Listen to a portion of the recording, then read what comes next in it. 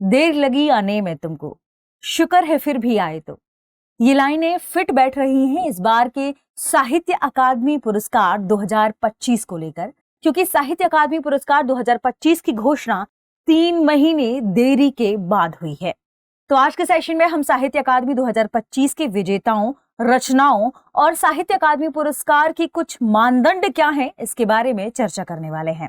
आगे बढ़ते हैं और देखते हैं साहित्य अकादमी पुरस्कार 2025 की उन विधाओं को और साहित्य अकादमी पुरस्कार में क्या क्या दिया जाता है इसे भी।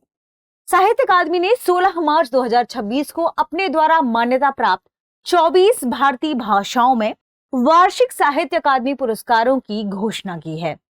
साहित्य अकादमी पुरस्कार 2025 में इस बार 8 काव्य संग्रह, 4 उपन्यास, 6 लघु कथा संग्रह, 2 निबंध, 1 साहित्यिक आलोचना, 1 आत्मकथा और 2 संस्मरणों को सम्मानित किया गया है।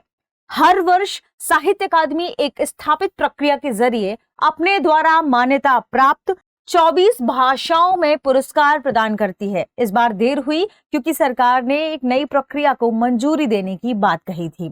बात कर लेते हैं कि इसमें कौन कौन से अवार्ड दिए जाते हैं। इसमें विजेता है जो साहित्य अकादमी पुरस्कार के, उन्हें एक तांबे की पट्टिका, एक शॉल और 1 लाख रुपए की राशि प्रदान की जाती है। इस बार 31 मार्च 2026 को नई दिल्ली में आयोजित एक स्तुति समारोह में इन्हें प्रदान किया जाएगा ये अवार्ड। अब बात कर लेते हैं कि किन्हें हिंदी, अंग्रेजी, तमिल आदि का साहित्य अकादमी पुरस्कार प्रदान किया गया है। अंग्रेजी भाषा में नवतेज सरना को उनके उपन्यास क्रिम्सन स्प्रिंग के लिए यह अवार्ड दिया गया है। हिंदी साहित्य में लेखिका ममता कालिया को उनके संस्मरण जीते जी इलाहाबाद के लिए यह अवार्ड मिला है। मलयालम साहित्य की यदि बात करें तो एन प्रभाकरन को उनके उपन्यास माया मनुष्य के लिए यह अवार्ड प्रदान किया गया है।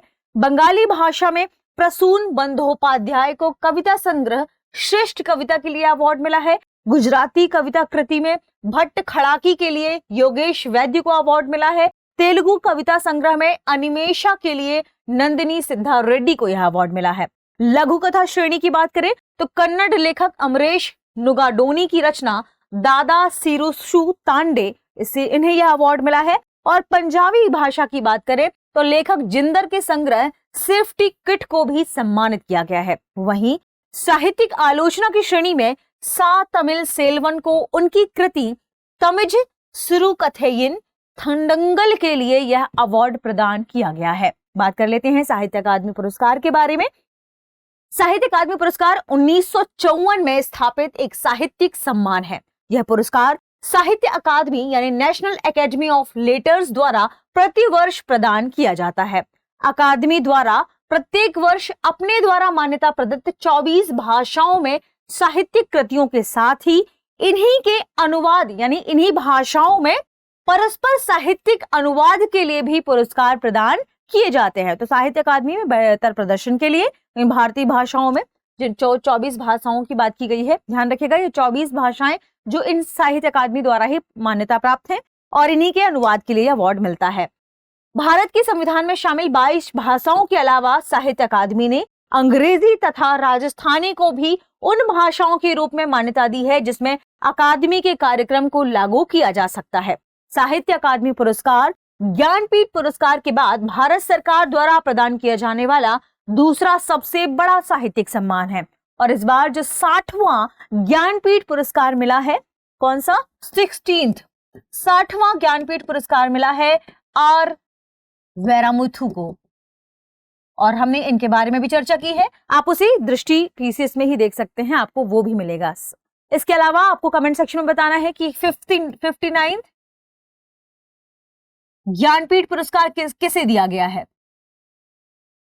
ठीक है, आगे बढ़ते हैं और देखते हैं साहित्य अकादमी के मानदंड को। लेखक के पास अनिवार्य रूप से भारतीय राष्ट्रीयता होनी चाहिए। पुरस्कार के लिए पात्र पुस्तक, रचना का संबंधित भाषा और साहित्य के क्षेत्र में उत्कृष्ट योगदान होना चाहिए। जब 2 या 2 से अधिक पुस्तकों के लिए समान योग्यता पाई जाती है, यानी 2 से अधिक पुस्तक है उनके लिए समान योग्यता है, तो पुरस्कार की घोषणा हेतु कुछ निश्चित मानदंड जैसे साहित्य के क्षेत्र में कुल योगदान तथा लेखकों की स्थिति, प्रतिष्ठा आदि को भी ध्यान में रखा जाता है। देखते हैं आज के प्रश्न को। प्रश्न क्या है, साहित्य अकादमी पुरस्कार कितनी भाषाओं में दिया जाता है? Option A 18, option B 22, option C 24, option D 28। इस प्रश्न का सही जवाब कमेंट सेक्शन में देना ना भूलें। मिलते हैं अगले वीडियो में। शुक्रिया। अब एग्जाम की तैयारी को और बेहतर करने के लिए हमारे चैनल को लाइक, शेयर और सब्सक्राइब करना ना भूलें।